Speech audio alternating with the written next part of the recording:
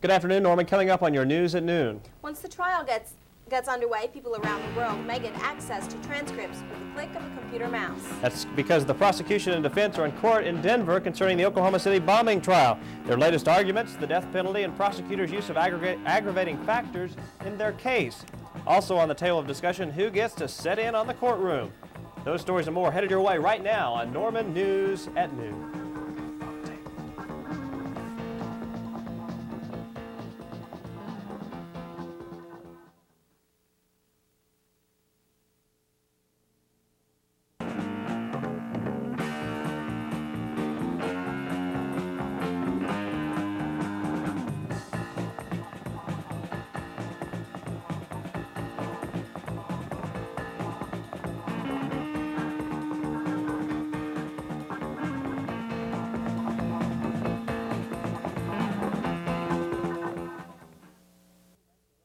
Good afternoon. Thanks for joining us for Norman News. I'm Jeff Hickman. And I'm Tamara Schiffner. On the latest in the Oklahoma City bombing trial today, defense attorneys are accusing prosecutors of tipping the scales in favor of the death penalty. In September, U.S. District Judge Richard Maich ruled that allowing the jury to consider aggravating factors in the case would favor a death penalty. Those aggravating factors include the use of a weapon of mass destruction and the death of law enforcement officials. But the prosecution says it is unfair to keep these factors out of the jury's decision. Jurors must decide whether Timothy McVeigh and Terry Nichols face death if convicted or federal murder and conspiracy charges of the bombing of the Alfred P. Murrah Federal Building. Bombing victims and their families wait anxiously today to find out who will be allowed to watch the trial. The trial will be telecast from Denver in an Oklahoma courtroom, but the problem is there's limited seating. The telecast is mandated under an anti-terrorism law enacted in April that requires closed-circuit coverage of federal trials moved more than 350 miles. The law limits spectators to people the court determines to have a compelling interest in the trial. Prosecutors believe eligible spectators are bombing victims who suffered direct physical, emotional, or financial harm and their relatives. The media is also appealing to Judge Maich to be allowed seats in the courtroom. Lawyers will debate the issue this week, then Judge Maich will decide the issue. The Oklahoma City bombing trial may soon find a home on the World Wide Web. Marty Steinberg, managing partner of a Denver-based software publishing firm, says he will publish transcripts of the trial within hours of testimony each day. In addition to handing the scripts over to the information-hungry media, Steinberg hopes to make the transcripts available worldwide on the Internet. The Internet site will also contain hypertext links to evidence in the case, available with a click of a computer mouse. Oklahoma City is trying to attract businesses to the bomb-damaged areas of downtown. Yesterday, the city put into effect a loan program providing up to $30 million in low-interest loans for economic development of downtown. Boatman's, Bank of Oklahoma, and Liberty Bank have agreed to provide 70% of funds for the loans at a maximum of 2.5% over prime interest rate.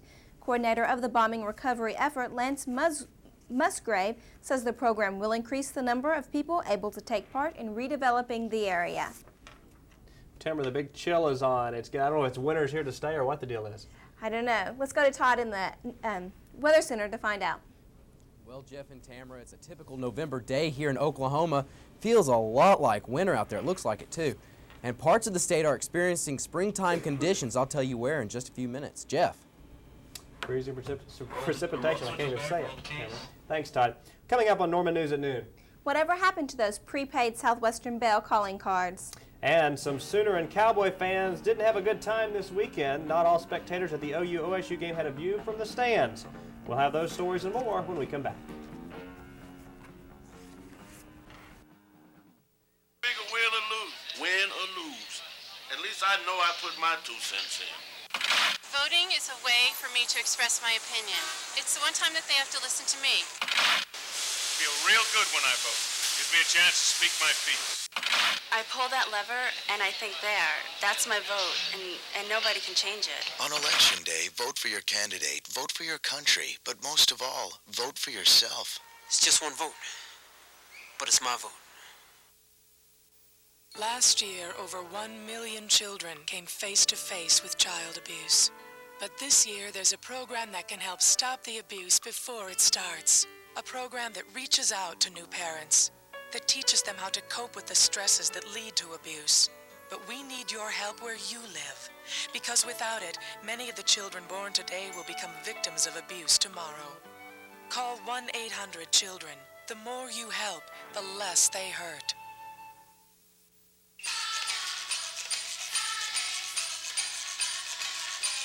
Pictures of hope from Childreach, families and communities freeing themselves from the grip of the world's cruelest poverty with the help of Childreach sponsorship.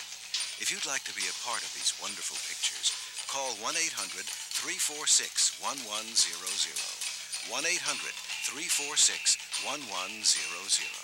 Childreach sponsorship. Yes, it works.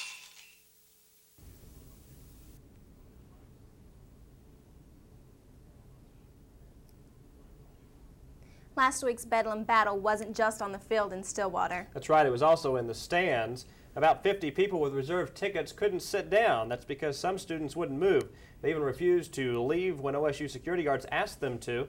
And OSU alumni Brian Bay said he wouldn't go to another Cowboys game because of the trouble. OSU Athletic Director Terry Don Phillips apologized to fans who had to leave and watch the game on television. Fans who bought $27 tickets and didn't have seats should call the OSU ticket office.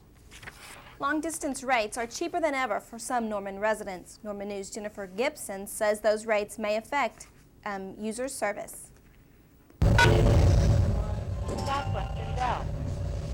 Norman long-distance users may be getting cheaper service today. In fact, they may be receiving free service. Last year, Southwestern Bell Telephone was ordered to reimburse customers more than $13 million following allegations of inflated rates. When the Oklahoma Corporation Commission, Southwestern Bell, and the Attorney General's office reached an agreement on an earnings case, one of the benefits passed along to customers was the prepaid calling card.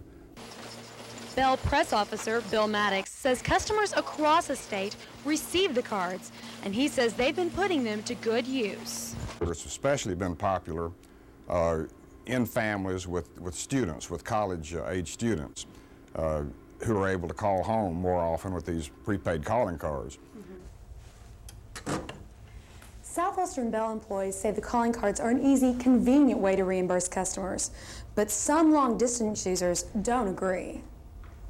I could tell you one time that whenever I did try to use it from a payphone, it said that it wouldn't work. No, it'd just be too much of a hassle, and as I understand it, the rates wouldn't be competitive anyway. I think it's just like Walmart or any other big business scam. They lure you in with the low price guarantees, but then as soon as you're hooked, then the price goes up. Many customers complain that long-distance rates double with the calling card, giving them half the calling time. But Maddox says the rates are the same as before. And for customers unhappy with the 405-only service, that may change in the coming year. Jennifer Gibson, Norman News.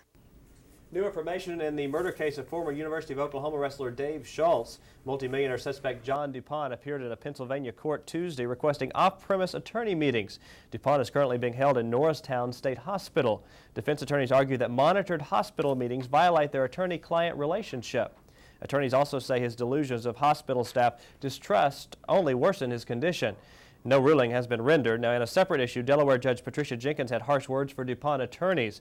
Prosecutors say the defense is contacting potential jurors. Jenkins warned DuPont's team they may be jeopardizing the entire proceedings. An Oklahoma prison escapee is suspect in the shooting death of a man killed last month.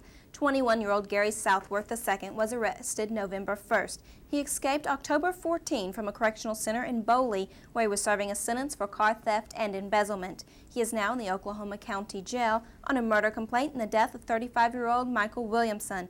No charges have been filed. An Oklahoma man will remain on death row for now. Tuesday, the United States Supreme Court refused to hear Dion Smallwood's appeal in the 1992 slaying of his girlfriend's mother. Authorities say Smallwood struck Louise Frederick in the head, then set her on fire while she was still alive. Smallwood says jury members were not informed about the self-defense and lesser degrees of homicide. Well, as Todd told us earlier, winter weather is on the way. It really is. You know, you expect those folks in the northwest part of the state to get some earlier, but Todd, what are the chances of it making its way as far south as Norman? Well, it doesn't look good for it moving down to Norman this weekend, but I tell you what, it just looks awful outside. Low clouds and drizzle, and they're going to hang around for quite some time. Let's take a look at it right now in the current conditions where our temperature outside is chilly, 47 degrees, but look at that humidity. We have complete saturation, 100%. You can go outside and look. There's fog out there. Visibility is around 2 miles right now. The barometric pressure is on the rise at 30.41, and our winds are out of the southeast at 7 miles per hour, pumping in even more moisture. And that chance of snow, is it still in the forecast? I'll tell you in just a few moments. Stick around. It makes life safer to have rules. Yeah, if you didn't have rules, someone would get hurt. You shouldn't make noise on the bus because sometimes the bus driver, he needs to hear everything. Like when you have to stop by the train tracks. Yeah. You shouldn't stay too close to the curb, otherwise you could get flattened or something. You should walk at least 10 feet away from the bus so you can see the driver and the driver can see you. It's very cool to follow the rules. This is Cody. Cody was born with PKU, an inherited disease that causes mental retardation. But using a test developed by a March of Dimes researcher, this disease can be identified shortly after birth. And through a special diet, the tragic effects of PKU can be avoided. Which is why Cody is the perfectly normal 4-year-old you see here. Cody? Please, join our campaign for healthier babies. Every child has a mother, a father, a name. Every child has a language and something to say. Every child has a gift, a laugh, a dream. In our world, there are millions of children, and every child needs medicine, clean water, nutrition, education. UNICEF, the United Nations Children's Fund, because every child is our child. These women are prisoners, but instead of gray fences and bars, they're surrounded by green trees and open spaces. As part of the Salvation Army's Almost Home program, small groups of low-risk inmates are brought to a Salvation Army summer camp, where they can get reacquainted with their children through counseling, crafts, games, and just spending time together. And after 14 years of the program, and more than 90% of the women returning to their families instead of a life of crime, you might say we've helped these prisoners find the perfect escape. Todd, I don't like these cold temperatures, but you say there's more on the way? Well, possibly coming up here, coming this weekend and possibly into next week. I tell you, this is just gray weather. It's not going to get any better either. Not good. That's right. Let's go ahead and take a look right now at our almanac, where our average high for this date is 61 degrees and our average low is 40. The record high for this date back in 1967 was 80 degrees, and our record low is 12 degrees back in 1940. Sunrise at 7:03, and your sunset will take place at 5:26. Precipitation-wise, yesterday we had 1/100 of an inch of precipitation. That's it, just a trace. Nothing very significant. It was just all that drizzle that we had. Taking a look at the satellite image right now, the view from above, when we go ahead and take a look at that satellite. Well, okay, thank you. There we go. We got low clouds right now hovering across the state right now. If you see out here, there's a storm system gathering in the west, and that's going to move towards Oklahoma probably on Friday and will give us decent chances of rain. Now, earlier we were anticipating possibly a rain-snow mixture in the northern part of the state, but I don't think that's going to happen anymore. I think that snow is going to be confined to Kansas and Nebraska. So good news if you're heading to the northern part of the state later on in the week. This front is kind of just lollygagging around, I guess you can say, in North Texas right now. And it might come up as a warm front today to southern Oklahoma, but I don't think it's going to get to Norman. And I think it's just going to stall out there and provide them with warm weather for the day around Ardmore, Marietta, and Durant. They'll be reaching the 60s today, while we'll be in the 40s and 50s across the rest of the state. Highs today across the state, 50s again in Norman and in the western part of the state. Cooler readings, though, Ponca City and in Tulsa, where they'll be in the 40s. And look at that, there's springtime down there. Ardmore at 60 degrees, and the lows tonight. It's going to get a little cooler, but still a little warm in the southern part of the state, but generally 30s and 40s for the entire state of Oklahoma. And today, the forecast, a gray day. Again, that drizzle hanging around for a while, high in the lower 50s, and the wind southeasterly at 10 to 15 miles per hour. Tonight, more clouds, more drizzle. It's the same old, low in the lower 40s, and a wind that will be out of the east at 10 to 15 miles per hour. And for your next 3 days, it gets a little bit better. Temperatures warming up just a little bit, but cooling off on Saturday to 51 degrees. Chances of rain most notably on Friday, but then tapering off Saturday. Sunday's looking good though, so there's something to look forward to, but I think next week we're in for another cold blast of air. What are things looking like for the Sooners game in College Station, Texas Saturday? Warm and humid. Warm and humid. That's right. Warm's nice. That's right. Maybe help the Sooners. Well, enough lollygagging around. We'll be right back. For Susan Chang, who spends most of her income on rent. For Felicia Hicks, whose 3 children still share the same bedroom. And for Jose Saban, who dreams of one day parking in his own garage. Introducing 1-888-HOME for Us, the toll-free call that gives you all the information you'll need to own your first home. Call now. Remember, the help is yours free, but a home is yours forever.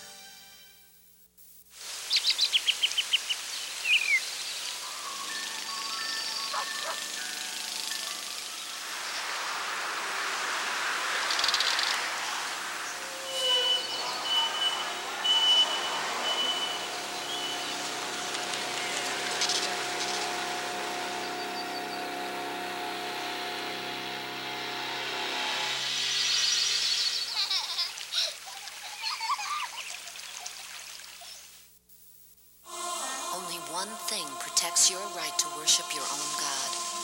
Lets people say whatever they want. Lets you read and watch whatever you please. Gives everyone the right to assemble and petition the government.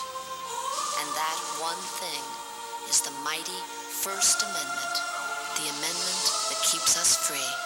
For a free guide to your First Amendment rights, call 1-800-815-5335. Surprisingly, there's less chance your child will be hit by a speeding car than by skin cancer. 1 out of 5 Americans develop skin cancer. Don't let your child be the one. Why just watch a miracle when you can help make one happen? Call Child Reach at 1-800-328-2100. Learn how you can help a needy child and family overseas free themselves from the most crushing poverty.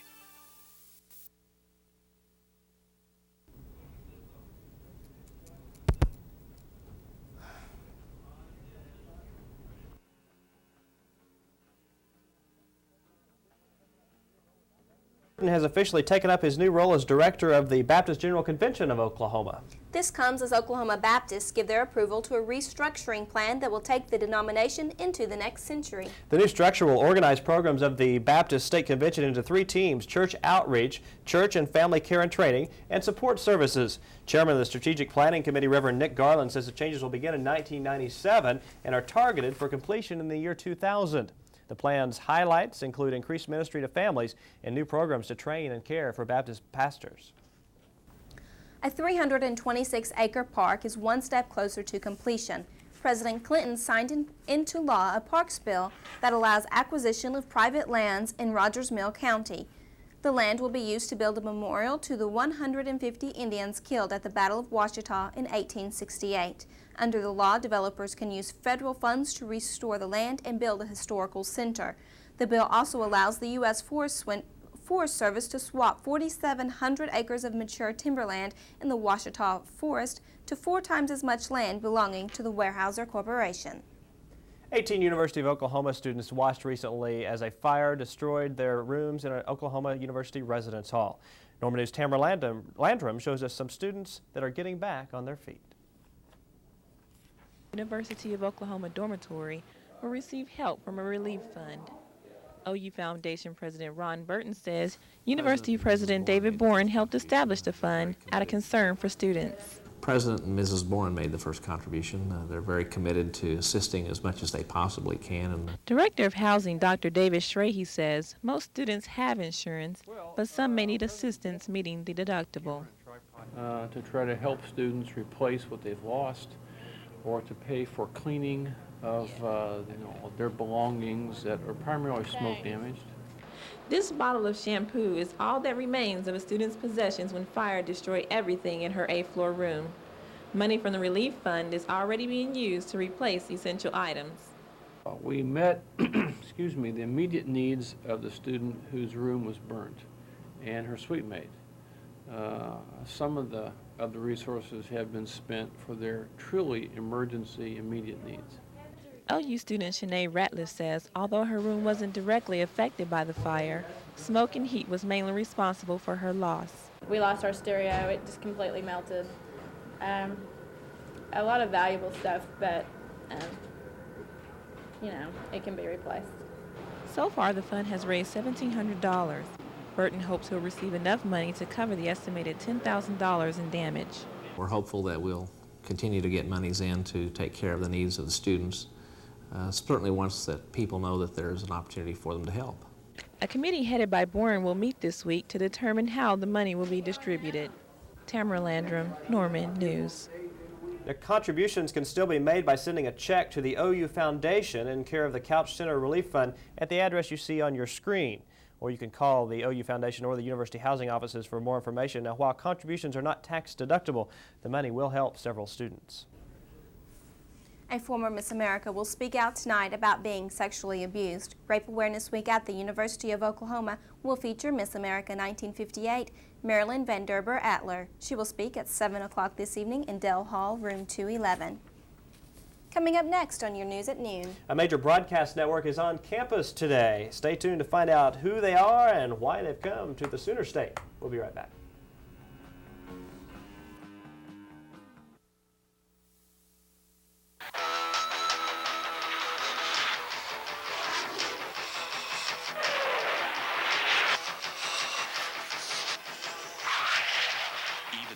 Fighter pilot can't face this enemy alone. Become an Air Force physician. Aim high. Air Force. If you want to practice medicine in a more stimulating atmosphere, call 1-800-423-USAF. I've got you under my skin. I've got you deep in the heart of me, but deep in my heart, you're really a part of me. I've got you under my skin. Spot melanoma skin cancer before it gets under your skin. Examine yourself regularly and see a dermatologist.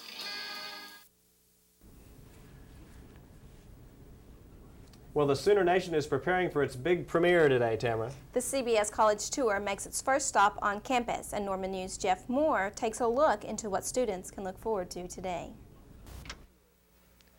The CBS College Tour is making its premier stop at the University of Oklahoma. Tents are being raised today between Monette and Jacobson Hall in connection with Union 96 celebration. Tour manager Mark DeBold says the tour is a way CBS can promote its television lineup. It's more like a grassroots promotion. In much the same way as you'd sit down and watch a commercial on TV on your couch, you get to come out and participate in a game and take home free samples and actually associate it with an entertaining activity. On the schedule are giveaways and games based on CBS shows. Chairperson of Student Activities, Michelle Smith, says they hope the popularity of this tour would then pave the way for more tours. Also, other tours that the CBS College Tour provides besides this one, they also have the CBS Sports Tour and some other ones that we'd like to see come to the campus, and also back to the Union. This is the first time that the CBS College Tour has been here at the University of Oklahoma, and Smith says that the attendance for these events have been pretty good. But DeBolt says that these events become more popular at the universities as the years progress. One thing that we notice is that when we go to a university for the first time, our numbers are usually just huge, outrageous. As we continue to go year after year, by the fourth year we have every student in the student body has seen us except for the freshmen. So. And ready by tomorrow, and the tour will continue until Friday.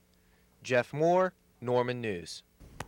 Well, maybe they'll have the top 10 reasons to watch Norman News over there at the CBS College Tour.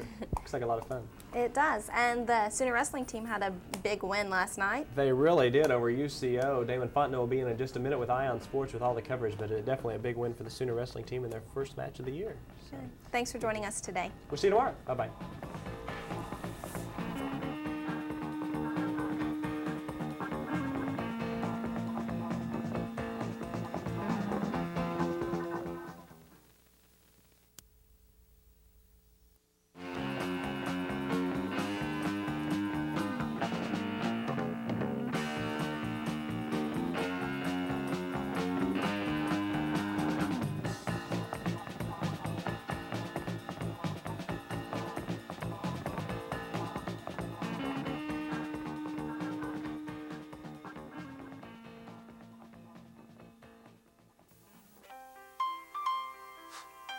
$1,200 for the band? Nobody even danced. 10 years ago, Jim Pratt only had a 60% chance of surviving his cancer. $250 for the limo? Did you see a limo? But thanks to 80 years of cancer research, Did you see how happy she was? he now has more important things to worry about. I wouldn't have missed it. The American Cancer Society. We offer hope.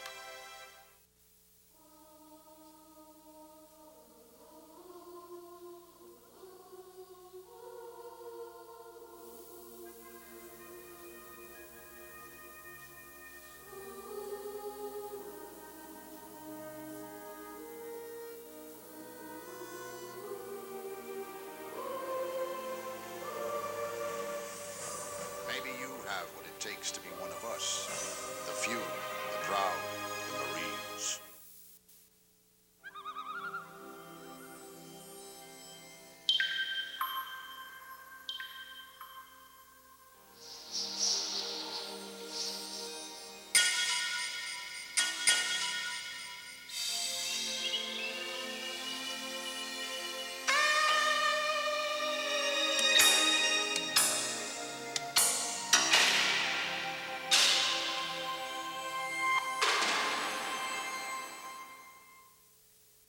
Well, I just figure win or lose. Win or lose.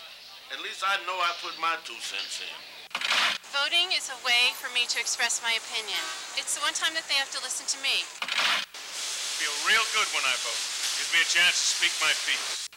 I pull that lever and I think that's my vote, and nobody can change it. On election day, vote for your candidate, vote for your country, but most of all, vote for yourself. It's just one vote, but it's my vote.